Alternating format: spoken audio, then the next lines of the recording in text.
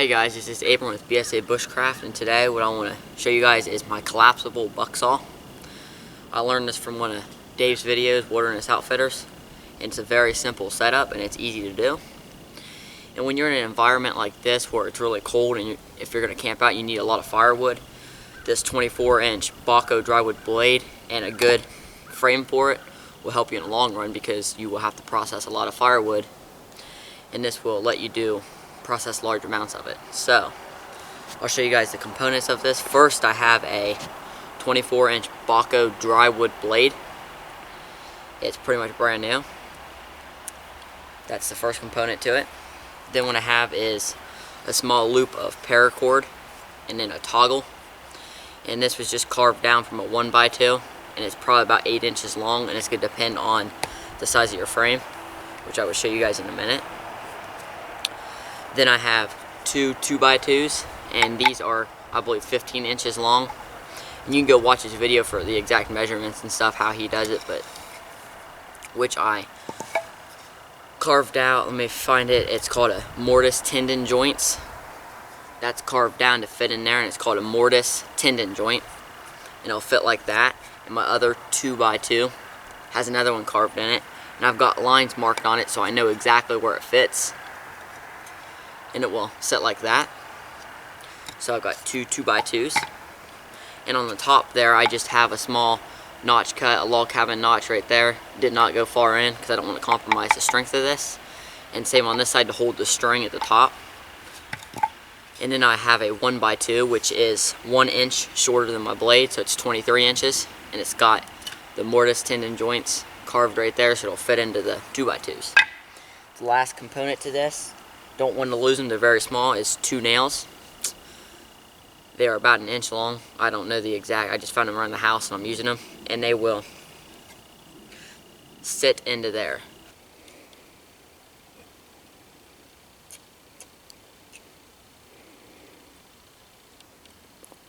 To assemble this, what you first need to do is get your 2x2s set up to where you want. This stump's a little small. I'm going to set the blade to the side here so I know where it's at. The snow makes it easy to find it because it's sitting on top of it. I'll set my toggle with the paracord to the side, and I will find where I want to connect these mortise tendon joints. Like I said, I marked lines, and also I put the log cabin notches there, and then I had to cut in. So up here, I'll show you guys, so that the blade will fit in on the bottom. You gotta be able to have a saw kerf there so that your blade will fit in there. So that's how I know where these components fit in at. So I'll go ahead and put them together on both sides. And they don't have to be necessarily really tight, but they need to be. They can't be wobbly because the tension, you're gonna be twisting the paracord around, it's gonna add tension. And once you set your blade in, it will all be very sturdy and it'll be a great structure. So that's the first thing you need to do, is connect these mortise tendon joints and make sure you have the downside down so you have your area where you need to put your blade, and then the top where you can twist the paracord. To move my bow saw because on the stump it wasn't large enough to set it up. So I have my 2x2s set in with this 1x2 in the middle. Now I have to set my blade in. Make sure the saw kerfs are on the bottom because that's exactly where I'm going to put this blade. And up here is where I'm going to twist that paracord. It's got the log cabin notches. So on this blade, it's got 2 holes on each side. I'm going to want to use the farthest to the end on each side. That's just the way I have this bow saw, or this bucksaw, set up. You may be able to set it up using this hole, but I think the outside hole works the best. And then this is when your nails come in. I'll show you guys. You'll set this up in that saw kerf. And actually, I'll first show you what I have here. On each side, on the bottom, I've drilled a hole. There's your saw kerf. I've drilled a hole because that nail's got to set in there. I'll grab one of the nails right now.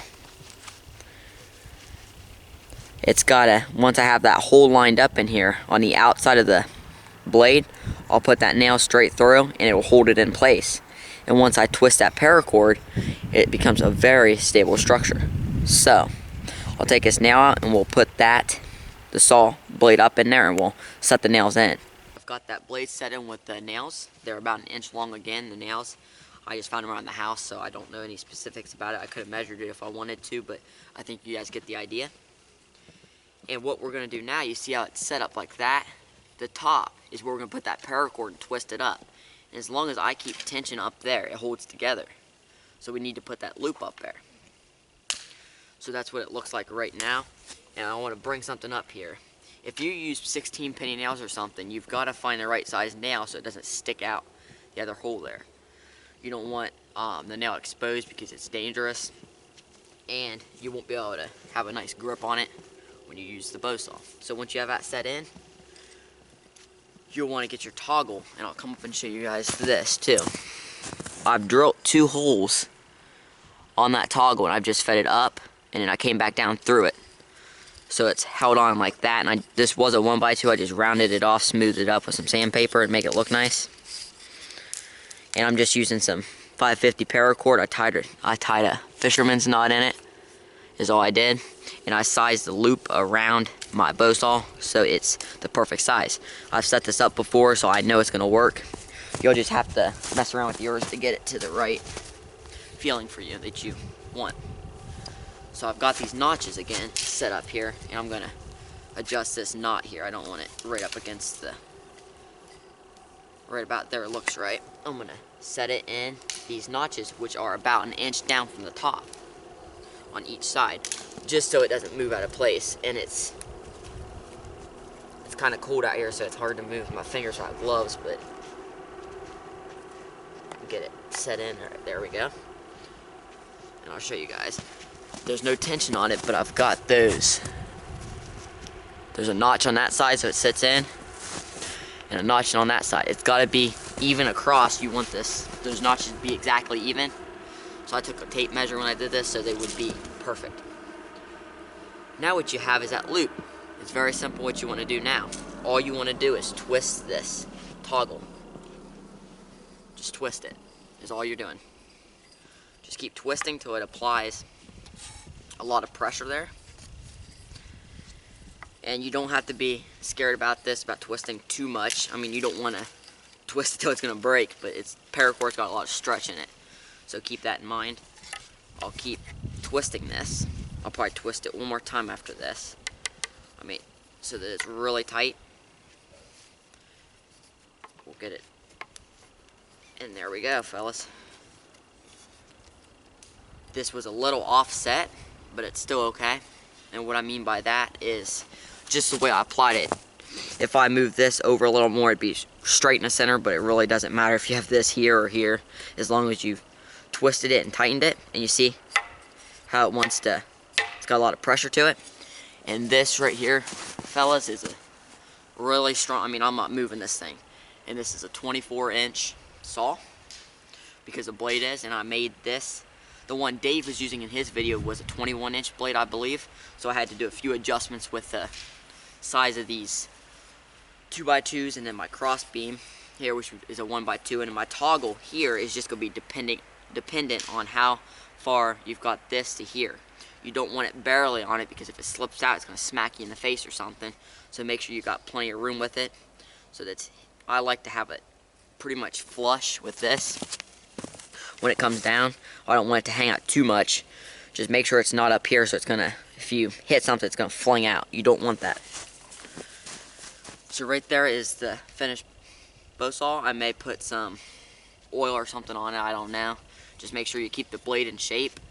And if you take care of the frame, you can continue to put new blades on it, and it probably could last you a lifetime. So just take care of it, and it will treat you well, especially in the winter time.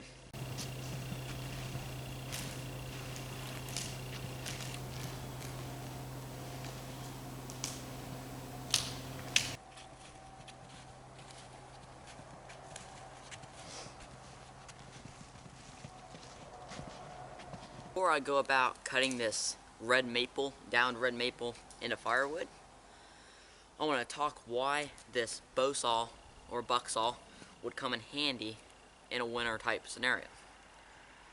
You carry a Bucksaw lapland, or a lot of bushcrafters do, like I do in my kit, but the problem is you can't process big wood very quickly, and it expends a lot of calories and energy. And if you work up a sweat in wintertime and you don't have a fire going, you could get very cold and you could get hypothermic, and that's very dangerous when it's very cold out, sub-zero temperatures or below freezing. It's very dangerous. So if you have a bigger saw, 24-inch blade, it's going to take less calories to process that wood. You're going to get bigger chunks, obviously, because a Bucksaw Laplander cannot saw 10-inch round pieces like the saw could.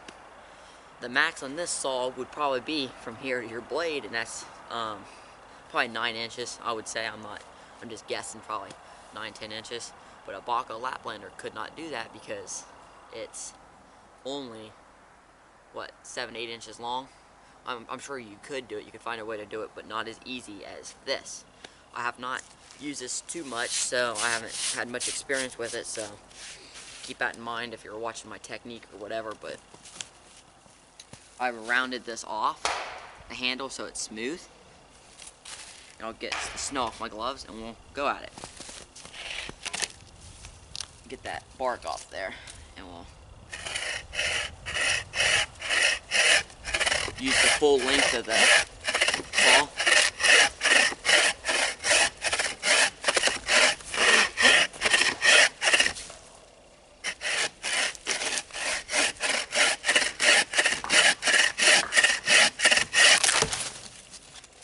There's one piece of wood, and you just go down this until you have enough firewood for your fire.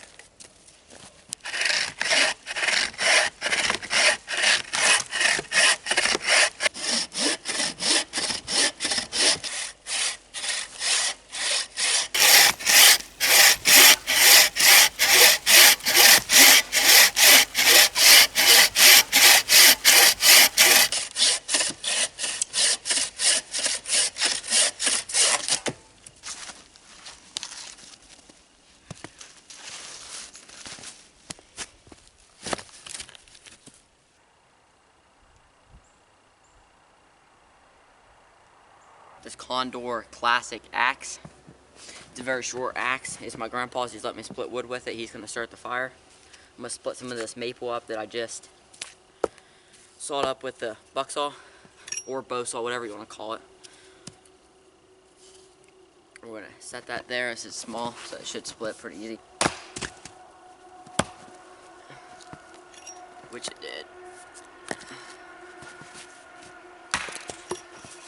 And this stuff's seasoned pretty good. That's why I picked it up, because it won't chip off because it's not rotten at all. We'll get a couple bigger chunks up here to split.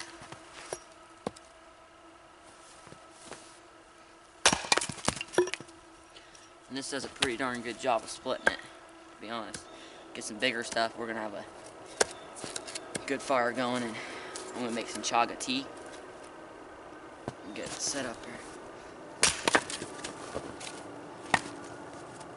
So this Condor Classic does a pretty good job, especially with its size.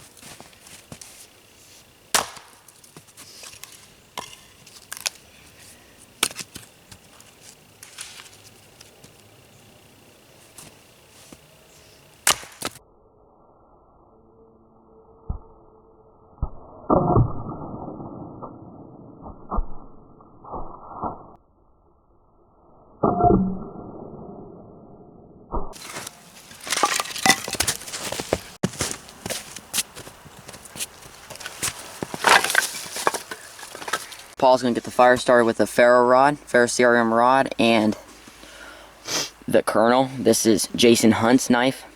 Got it from him. It's one beast of a knife. It's a 1/4 inch thick. Yes, it's a 1/4 inch. That is a beast. sharp spine. And if you want to check it out, you can check it out at campcraft.us and look at his site. So here you go. He's going to use an Inferno and get the fire going. It is probably about 30 degrees or so, I would say.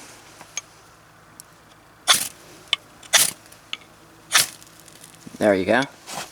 Take those from you so we don't get them lost. This was a 6" by 1/2" ferro rod that sister got me from eBay, which I really like. And we're going to get this bad boy going and cook some tea up.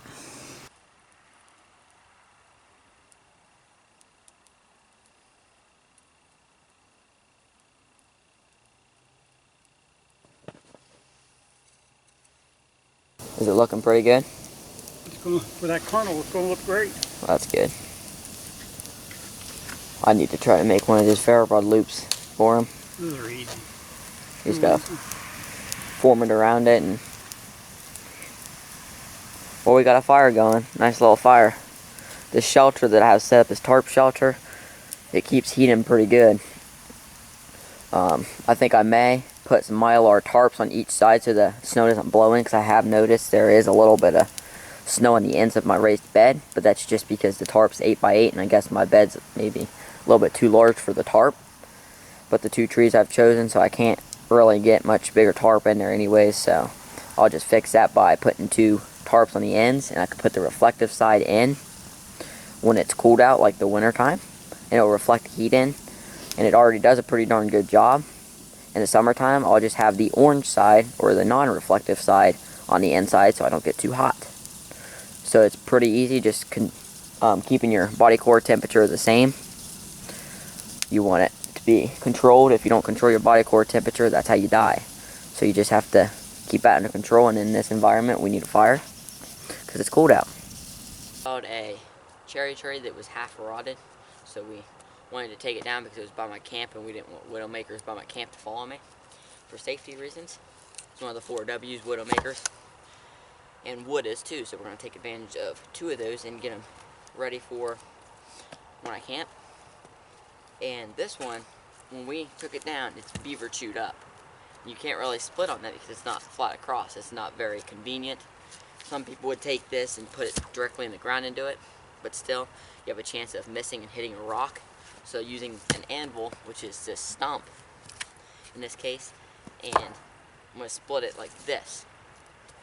I'm going to try to split it down like this and see what it does. I'm going to turn it a little bit here. Right there. Get it on there. And this is probably, if I had to guess, it's probably 4 inches in diameter, this piece of cherry. So it may not split the first time. And this is a smaller hatchet or axe.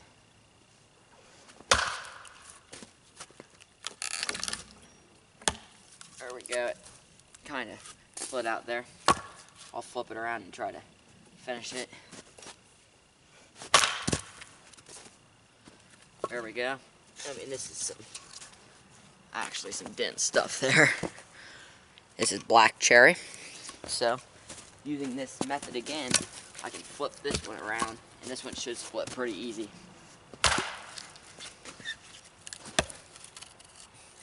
Do that one more time there.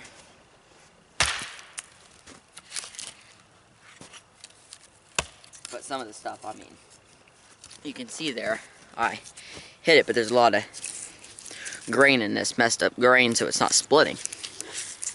You can see there, it's a lot of messed up grain, but if you hit it in the right spot, especially that crack I just made, it will split. There we go.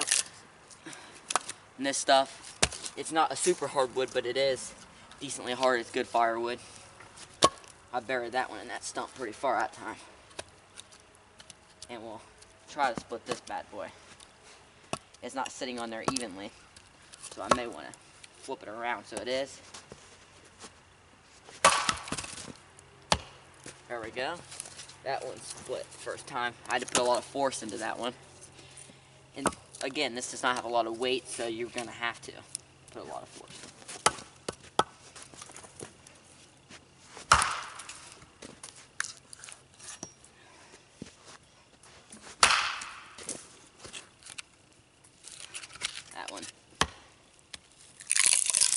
want to talk about this Bucksaw a little bit more because this was my first one I made, the first frame for it. So it's not going to be perfect. So when you guys go out to make this, I don't want you guys to think it's going to be perfect the first time, because it's not. It's going to take a lot of practice. And actually, to be honest, this 1x2 going across, which this toggle is holding in place for the mortise tendon joints, I messed up the first time, so I had to cut another piece. Good thing about these materials, they're really cheap. I went to Home Depot and bought these 2x2s in an 8-foot section for I think like $1.50. And then this 1x2 was an 8-foot section, I believe, and it was about the same price, maybe a little bit cheaper. So I mean, I spent like $4 in materials, so it was really cheap, including tax. So you can mess up, and you will not need the whole 8-foot. And if you do mess up, you have enough to make a spare part. And honestly, I have enough material from my first run of wood, the 8-foot sections, to make another bow saw, and I messed up one of these joints. So do not think it's going to be perfect. And when I cut, here's that cherry we just cut. I cut about 1-foot sections probably. I did not make these cuts on the bottom perfectly even so that the blade is not setting straight across. So when I cut, I kind of have to hold it at a bit of an angle, not much, and it doesn't affect anything. It just kind of binds up if I don't, because it's not perfectly across. So this bow saw is not perfect, or the Bucksaw is not perfect in any way. Just practice and you guys will get better at it. I may make a new one just depending on it. When I get a new blade, I may, so it's sitting better, but I mean, it does a really good job to cut if you use the whole thing.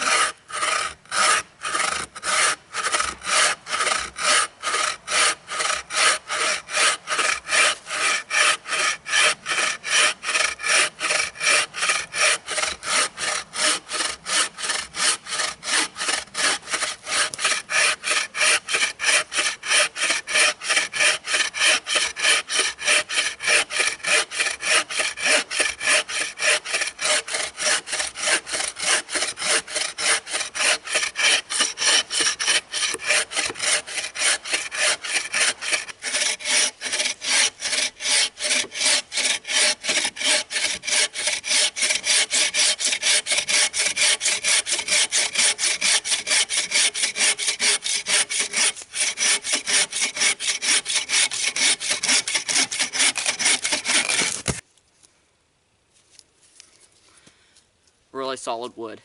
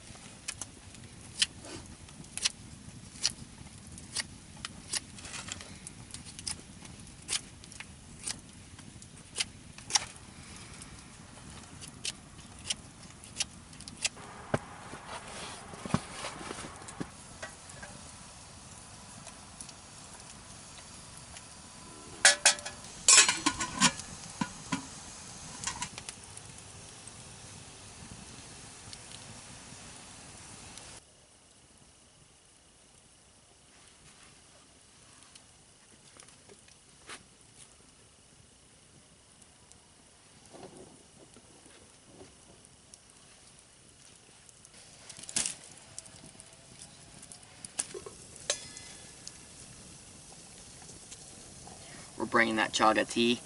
We've got, one of my buddies sent me some Chaga tea in tea packets.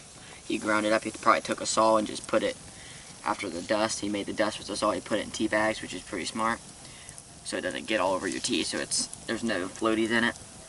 I'm gonna let it boil for probably another minute. Then I'll take it off, let it cool a little bit, so I can drink it, and we'll have some nice Chaga tea.